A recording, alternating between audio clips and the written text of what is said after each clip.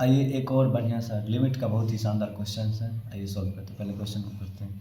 Late x is equal to 2 be root of the equation x square plus p x plus q is equal to 0 and f x is equal to 1 minus cos dash.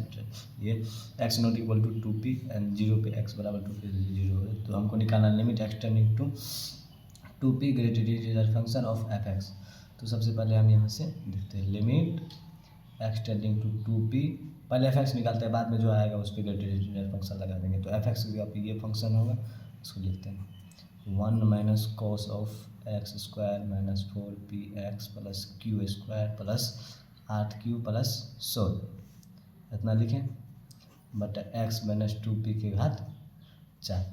अभी हमको इस limit को solve करना है, तो ये इसको solve करते हैं। लिमिट एक्सटेंडिंग टू 2p, अब देखिए 1 minus cos of x square minus 4p x. अगर हम इसको ध्यान से देखें तो Q square plus 8q plus 16, तो ये पूरा चीज़ क्या लिखा हुआ है आपको, q प्लस 4 का होल स्क्वायर ये लिखा हुआ है, a प्लस बी का होल स्क्वायर लगेगा खुलेगा तो ये सेम चीज़ आ जाएगा।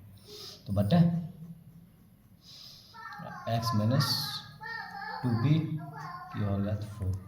देखिए limit x tending to 2p 1 minus cos of x square minus 4p x. लेकिन अब q प्लस 4 को हम यहाँ से कुछ लिख सकते हैं, क्या लिख सकते हैं वो यहाँ देखिए अब क्या दिया हुआ, x is equal to 2b root of the equation इतना है। तो अब इक्वेशन को एक बार लिखिए, x square plus p x plus q, equation ये है, अकर रूट एक्स है, अकर root x is equal to 2 है तो 2 इसमें रखना पड़ेगा, रखते हैं तो p इंटू 2 प्लस क्यू, तो कितना आता है 4 plus 2p plus q is equal to 0। तो q प्लस 4 का वैल्यू यहाँ से कितना है, 2p को उधर भेजेंगे माइनस 2p, ठीक है। तो q प्लस 4 पे होल स्क्वायर लगाएंगे तो कितना आ जाएगा 4p स्क्वायर। तो यानी इसके जगह पे हम ये लिख सकते हैं 4p स्क्वायर, तो यहाँ पे लिखेंगे 4p स्क्वायर, ये लिख दिए। अब देखिए बटे ये हो गया, बटे एक्स माइनस 2p का होल का 4 हो गया। अब देखिए limit x tend to 2p 1 minus cos of, अब देखिए a स्क्वायर, यहाँ से देखिए तो इसको क्या लिख सकते हैं, a स्क्वायर माइनस 2ab है प्लस b स्क्वायर है, तो उस हिसाब से इसको लिख सकते हैं x माइनस 2p का होल स्क्वायर बटे x माइनस 2p की घात 4। अब देखिए यहाँ से अब तो क्लियर हो गया, अब आ गया सॉल्यूशन।